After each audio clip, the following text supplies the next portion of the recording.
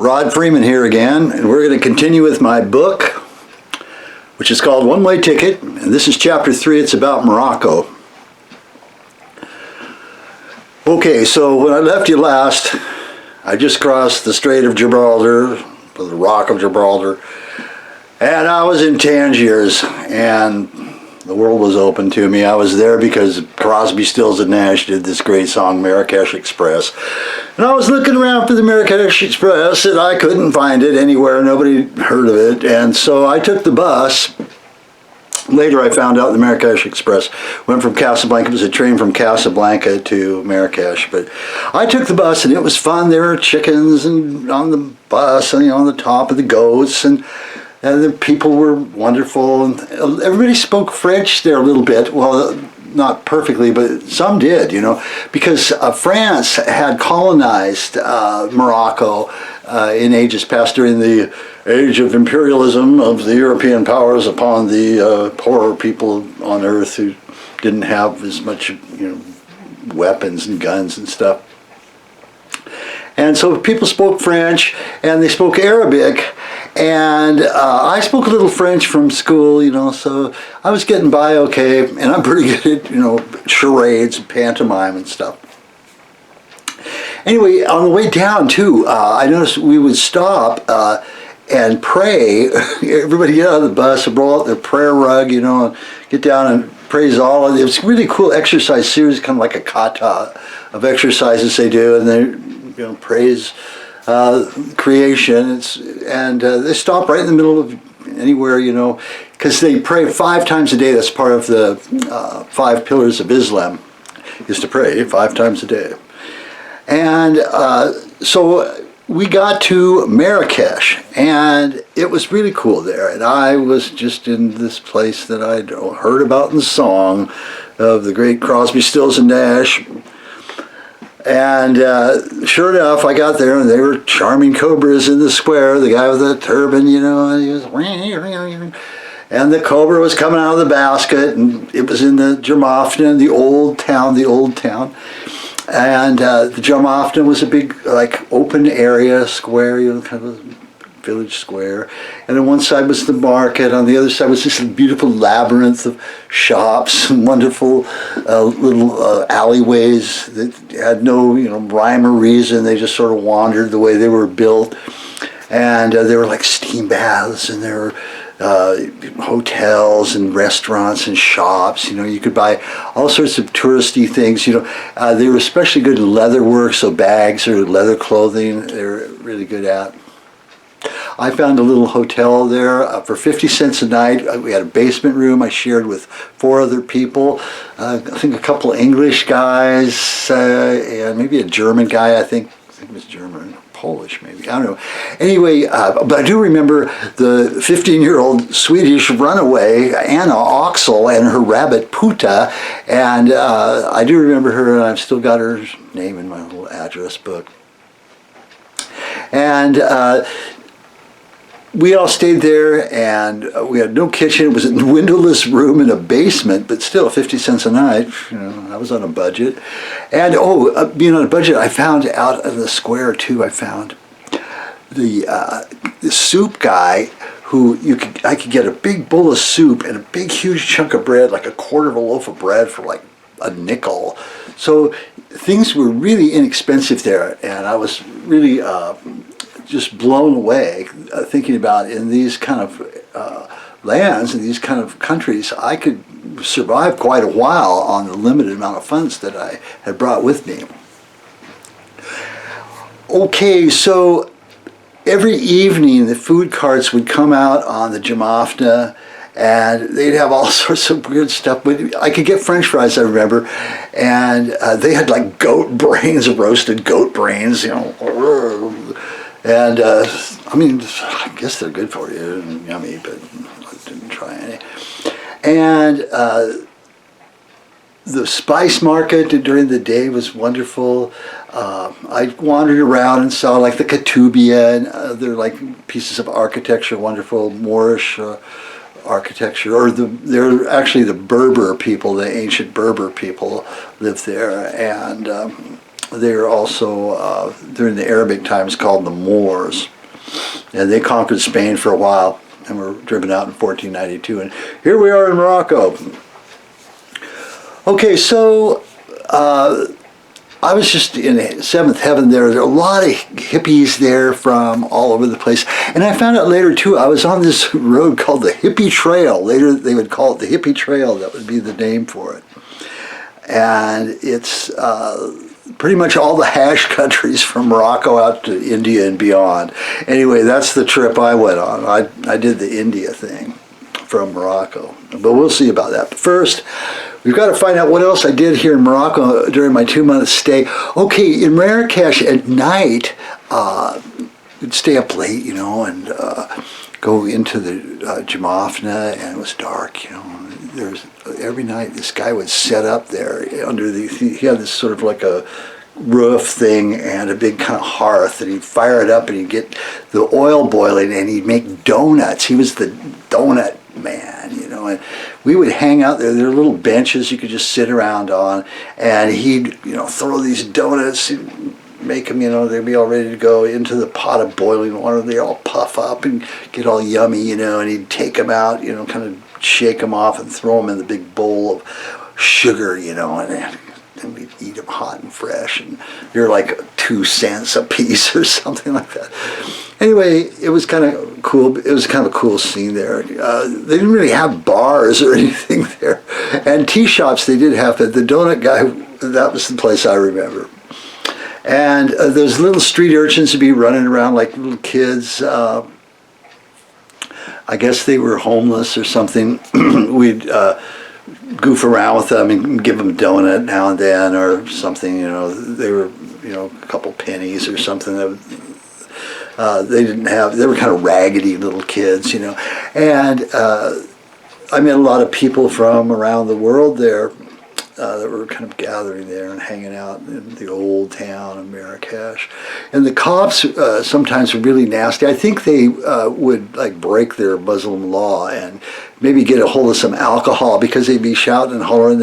One guy, I remember they were in this paddy wagon thing, and this guy, you know, runs over this old man's bike, and then the old man's like, "Oh, help," you know, and the cop, you know, gets out and goes back and he stomps the spokes in the guy's bike, you know, like pretty violent guys. And they got back in and like we're raking, you know, driving along beside the buildings, raking the signs off of the wall, you know, I mean, police brutality. But I did witness that in a lot of so-called poor countries that throughout my travels. Okay, so I was getting itchy to go and explore around Morocco a bit, so I heard it was really cool out at the coast, so I headed out to the coast to Essaouira, and on the way too I found like an auction market where I bought a jalaba, a striped jalaba that I could wear at home, just like the song Marrakesh Express, and I got it for like $6, and it was like real heavy duty, and it saved my butt a few times in the cold mountains out in the east. Which would happen later. But I stuffed it in the bottom of my pack because I had a lot of room down there because I'd given a bunch of stuff to the little street urchins in Tangiers, you know. Anyway, I got to Essaouira, and the hip place to go, because I was always looking for, you know, like, where's the cool place I can go and camp out or something. And they said that there's a little village about 4 kilometers south of Essaouira. And I found this out at the famous yogurt shop where, you know, everybody, that was another meeting place. You'd hear every town would have a meeting place. You know, besides American Express was always a meeting place for mail and stuff. But there'd be these little piazzas or places you'd go. And we'll be seeing more of those in this trip. Anyway, at the yogurt shop, that's where I found out about Diabat. And this is a little village just 4 kilometers south. So I took off and headed down there. They said, you know, you can maybe sleep out or something, you know, if you wanted. But I walked along, and it was like this kind of like berm thing, you know. I was walking along, and on this side, I could look down and see a eucalyptus forest, and then the Atlantic Ocean out there. And there's a little point with some ruins of look like some kind of fortifications, Moorish fortifications out there. And the eucalyptus forest, and then the berm was kind of sandy and blown away, you know, nothing growing on it, like kind of like a road, really kind of a trail road-like thing. And on the far side was another forest.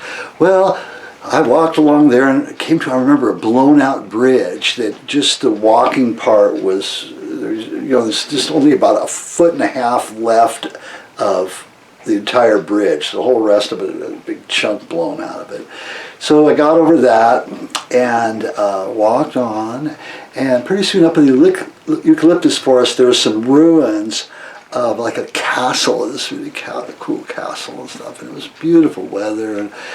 And then when I saw the castle thing, and then you've got the fortifications of the castle, I looked, and there are a few buildings on the other side of the berm, and pretty soon there's a little village there, and you can see a little river kind of coming along the one that the bridge had gone over. Okay, so I didn't have to camp out because I found a room for like another, like, you know, 75 cents a day or something, staying with these two guys who had rented a room above a Moroccan family. And I got to know the family. The guy's name was Ali, and his wife Fatima, and his son Mohammed, and his 3 daughters, Hafida, Hashida, and Yildiz, which means star. I still remember that. 50 years ago, you know. Anyway, I stayed there, and I just paid these guys. They were going to stay there a month, but I said I don't know how long I stayed, so they kind of worked out a daily thing where I think it was like 75 cents or $1 a day or something like that. And anyway, the remarkable thing about the village was that after I got my room, and it was getting late in the day, and the sun was starting to go down, I started hearing some drumming going on. I looked up on the berm. I went outside, you know, looked up on the berm, and there were some people up there from the village, and some others kind of starting to go up there, and they were carrying these drums. Okay, so I kind of wandered up there with them, you know. They're whacking away on these drums on the berm, you know, watching the sun go down. So, you know, I'm hanging out, checking it out. Somebody like gives me a drum, you know. I'm looking around, there are little kids with little drums, old men, you know, their drums, you know. They're these cool drums, they're kind of like shaped like an hourglass. That's the Moroccan drum, and usually there's some kind of ceramic done on a pottery wheel with a skin stretched over them, you know, tightened down. Anyway, we're pounding away and the sun's going down, and it's so picturesque. You know, you got the eucalyptus forest with the little castle ruins. I found out later people were staying there, but there wasn't any room. I thought, well, that'd be fun to stay there, but it was pretty full up. They didn't want any more people there. And then, anyway, the castle, the eucalyptus forest, and the ocean with the little point with the old Moorish fortifications out there, you know. And we're all pounding our drums, you know. And the sun's really getting down low now. It's starting to actually disappear below the horizon, you know. So the intensity's really starting to go nuts. So now it's just people are just whacking, the tempo's going up, the volume's going up, the decibels are going up, and everybody's getting excited. There's a few people kind of whooping and hollering, and the sun's starting to disappear. Pretty soon it's just a tiny little speck of light, and then it disappears, and everybody stops and picks up their drum and goes home. And they do this every freaking night, you know. So this was a really cool thing about the village. And anyway, I stayed there and explored around, went up to this one place where it was like a spring. I had to walk another 4 miles up there. And it was kind of a hippie place where there was like nude bathing if you wanted, you know. And went up there, there's this big, huge sort of tower, you know, circular ruin that had water coming in one side out of a spring, and it filled it up, and the side where people laid around in the grass and hung out was blown out, and the water just came right out of there into a stream going out of it. So you could just walk right up to it and jump in this huge circular masonry, you know, water pool, you know. It was great. Anyway, so I went there and hung out, and there were some naked hippie girls there, But they kind of got in trouble because some of the local guys found out about this, and they don't really have nudity much in the Muslim culture. They're very modest people, and that is forbidden stuff in their culture. And so I think some of the local gals complained, and so the hippies had to put their clothes on. I just heard about this later. But anyway, so I went back and hung out. Oh, and I learned how to make keef from Ali, the guy, the Moroccan family that lived down below the room I stayed in. And one day he was going to show me and the other two guys, how to make keef. And he got us in the courtyard downstairs. It was sunny and beautiful, and it bordered on the path, one of the village paths, And he's out there and he's chopping up this bud, and he separated the stems, and there weren't many seeds, and he was just kind of chopping it up, and openly and talking, being gracious. They're so gracious. They're such nice people, and then he kind of play acts. He kind of goes. He looks around, like he's afraid, he might get caught or something, doing something wrong. We're like, what's he doing this for? He reaches down in his jalab and he pulls out this dark leaf, dried leaf, and that's the tobacco. And the keef, the cannabis part of it is totally legal. He's not worried about that, but this is illegal tobacco that he's got here because there's a tobacco monopoly anyway, and this isn't official. The stuff they grow it. It's a special tobacco that's kind of aromatic, and they chop up a little bit of it and add that to the chopped up cannabis, and that's their keef. And in Morocco, you see the old guys in the shops and stuff, or in the tea shops, and we did too. And it's a long stem, hollowed out like reed or something, called a sipsi. And they usually decorate it, and on the end is a little bowl, a one-hit bowl, usually made out of ceramic or carved out of stone. And they put a little one-hit in there and fire it up, have some mint tea with the mint leaf stuck in it, lots of sugar, and that's their entertainment. They don't drink any alcohol there for the most part. And anyway, so I learned that on the Hippy Trail, okay, and that was Diabat pretty much. What an awesome place. So I decided to go back to Marrakesh. I tried to hitchhike. I did get a ride from a guy, some kind of government official guy or something. And he had an old rickety Mercedes, and he picked me up and gave me a ride to this little town, and then he let me out, and so I walked through the little town. I mean, it wasn't much of a town. I think there were a few shops there, a few houses, some look kind of like little farms and stuff with olive trees or something, or orange trees. The oranges were really good. It's the perfect orange season. I ate so many oranges. Anyway, I went to the other side of town so I could hitchhike. And I stuck my thumb out to all 3 or 4 cars that went by. The people are so poor there at that time, I imagine they still are. They didn't have a lot of money for cars, and if you did have one, you turned it into a taxi. I think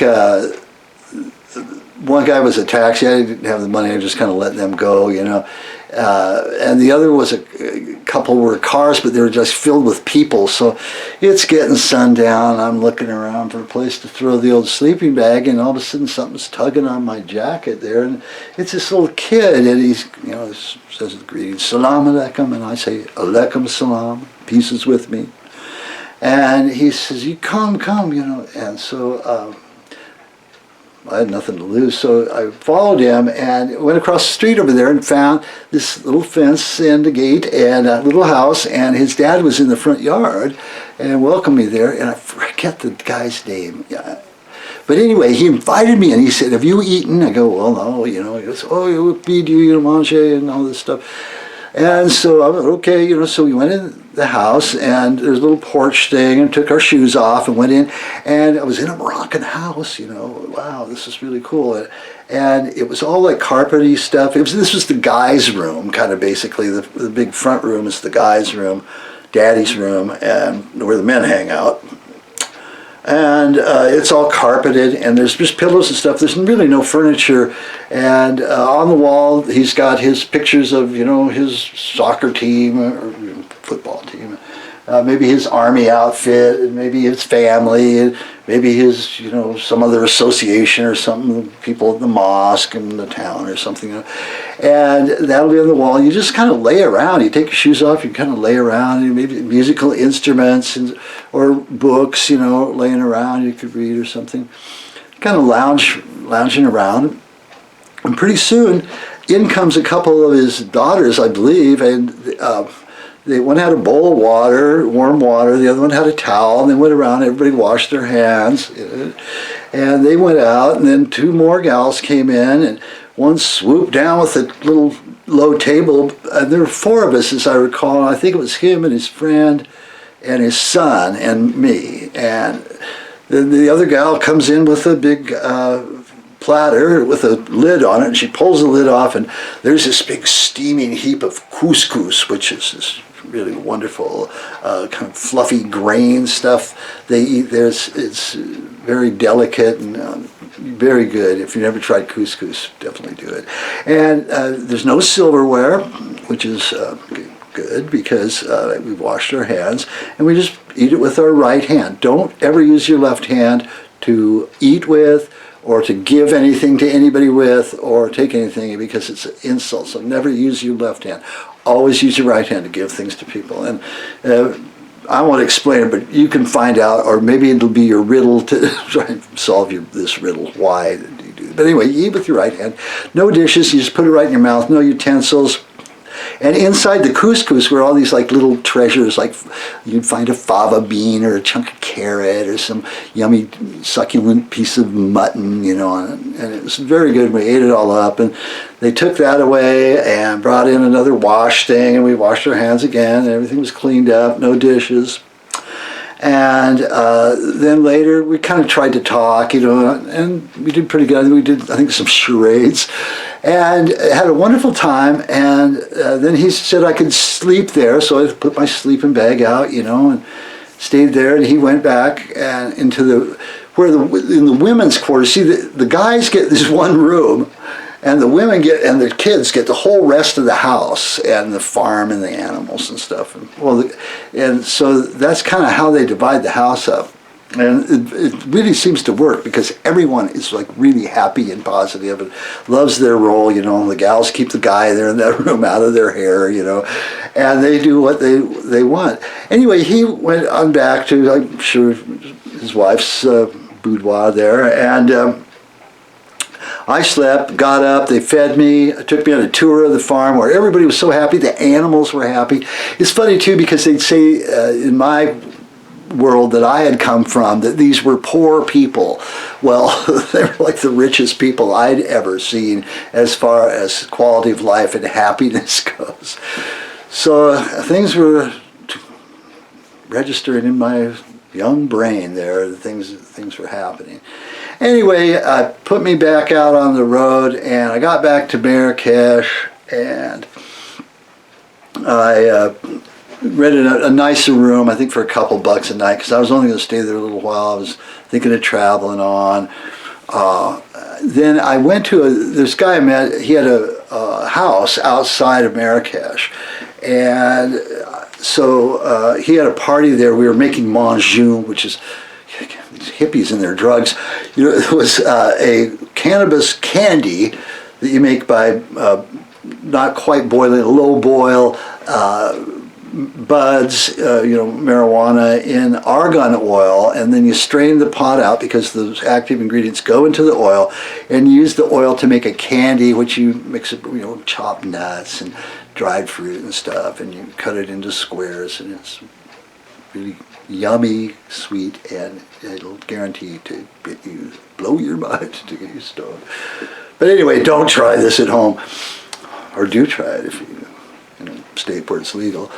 But anyway, I met this guy at that party who had just come from India, and this guy was he was to me an admirable character because he was one of these hippie, people on the hippie trail, young guy with a pack on his back going around. He'd been on the road like 2 years, I think.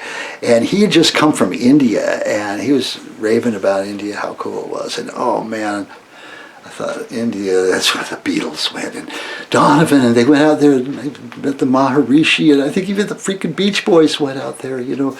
And it was the place of enlightenment, you know. They had different, like really different religions too. Like, I was in Islam here, but they had Hindu religion and Buddhism out there and stuff. And maybe I reached enlightenment, which I could definitely use at that time. I could use some enlightenment, that's for sure. I was young and very naive. But I was on the road, on the hippie trail, and this will end pretty much chapter 3. We'll be going on to chapter 4, which is basically Algeria, Tunisia, Italy, and Greece, hitching to India. After I talked to this guy, I was heading there. I was going there, and I took off not too long after that, hitching across North Africa along the Mediterranean. Anyway, that'll be the next one if this one pans out. So I'm going to turn this guy off, and we'll see you later, I think.